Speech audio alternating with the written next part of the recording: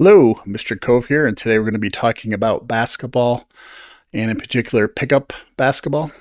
So, for any of you guys that kind of want to enjoy your time playing pickup basketball a little bit more, or maybe you're just a high school player that wants to, improve a little bit, uh, other than what your coach is telling you, this video should be for you. So, let's go ahead and get into it. Tip number 10. If you're bringing the ball up and you're getting pressured, go by them if you're capable of doing that. Don't let guys freely pressure you and go for steals while you just show off your ball skills. Eventually, they'll get lucky if you allow them to do it long enough. Discourage this just by blowing by them and either going straight to the rim or force the help and punish this behavior. If you're not able to go by your defender and you're getting pressured in the backcourt, just give the ball up instead of trying to make a point that your ball handling skills are great.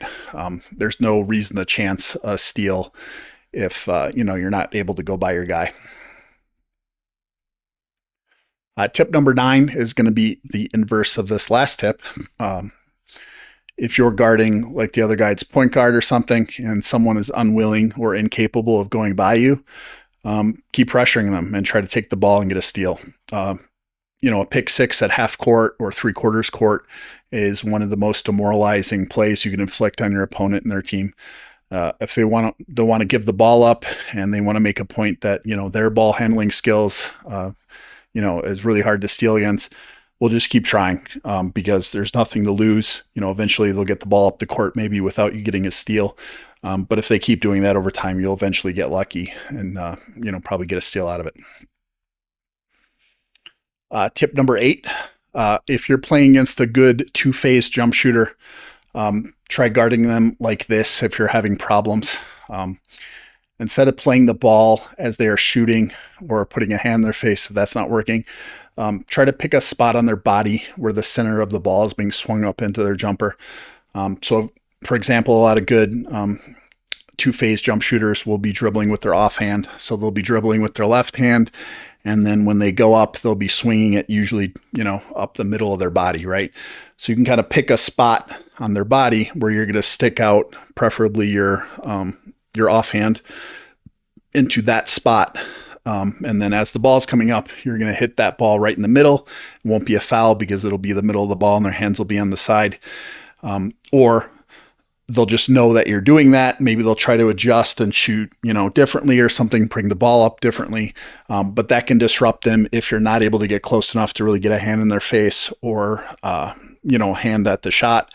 That can, kind of be, you could be half a step further back and still able to do that if it's a good player, and still affect their jump shot. So if you're having a problem with a guy like that, that's something good to try.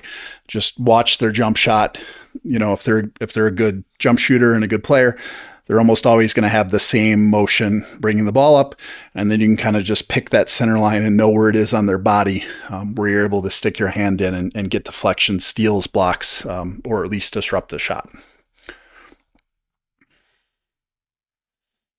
Tip number 7, if you're playing against a superior defender, consider letting them block your shot once. This might sound silly, but I've done this a bunch of times.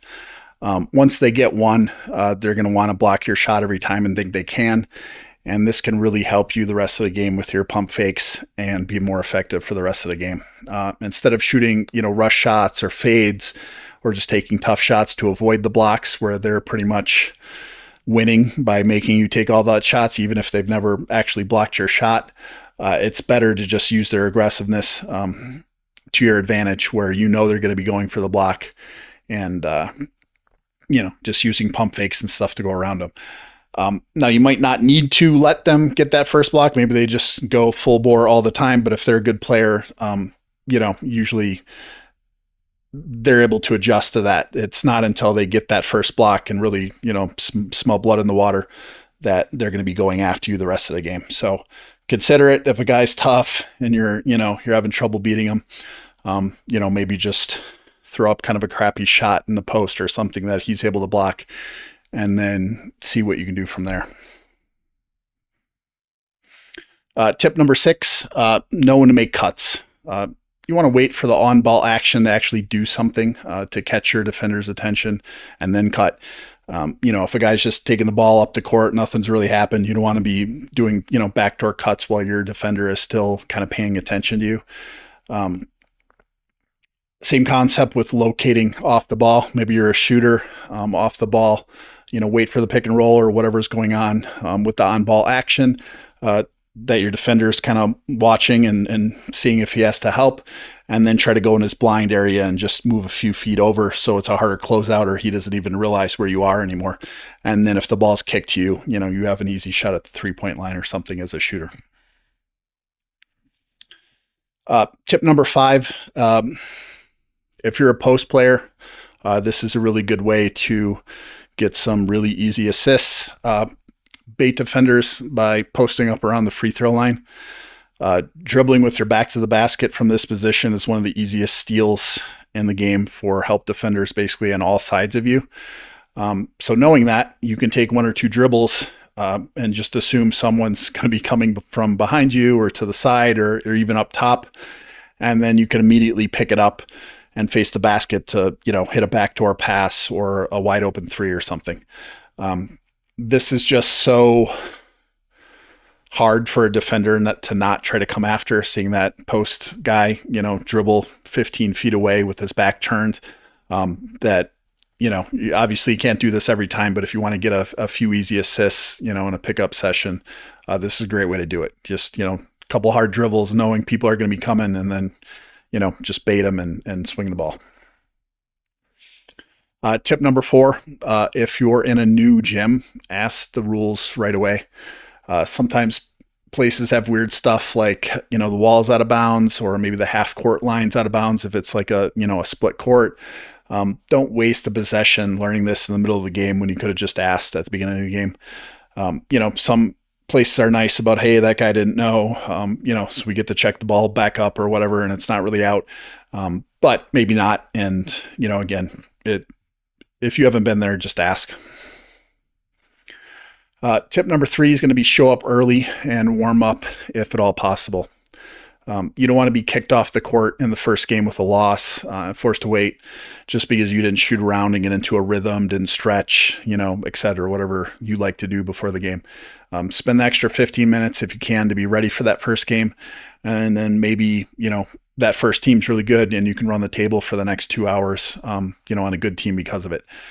Don't throw away that first game just because you aren't ready and cold and throwing up air balls because, you just threw your shoes on and jumped onto the court. All right. Tip number 2, once again, personal improvement parts of the tips. Always be thinking about what the next part of your game that you're going to improve on and be working on it. If you need better offhand ball handling, maybe you want to work on a step back jumper, be working on that while you're warming up and in between games. Don't just focus on your best things all the time while you're warming up. Keep adding to your bag. Most players kind of cap out at their talent level at like age 22 or so, and pick up scenarios and just rely on what they've gotten up to that point. But that doesn't have to be like that. If you keep working on things, you can keep adding things. And most of us, we're not having practices or anything anymore. So that time in between games, before the game, that's when, you want to be continually thinking of at least one thing that you're trying to improve on or add to your game. Tip number 1 is going to be lift weights. This can bring your game up to new levels better than almost anything. If you already got some basic basketball skills, there's probably no better way to improve other than this. Basketball is not a non-contact sport, despite what it might technically be described as. It ain't football, but it's extremely physical. Being half a step quicker, jumping, extra couple inches, being harder to displace, it all matters greatly.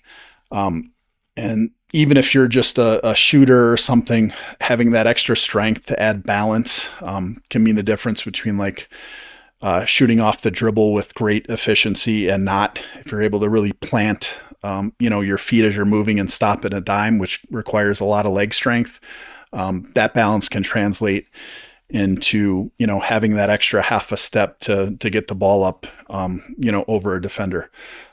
So even if you're not seemingly playing a real physical, quick, athletic game, even if you're just a jump shooter, being stronger, you know, can greatly help you get your shots off by creating extra balance and strength. And you know, like Luka, his best attribute athletically is stopping, right?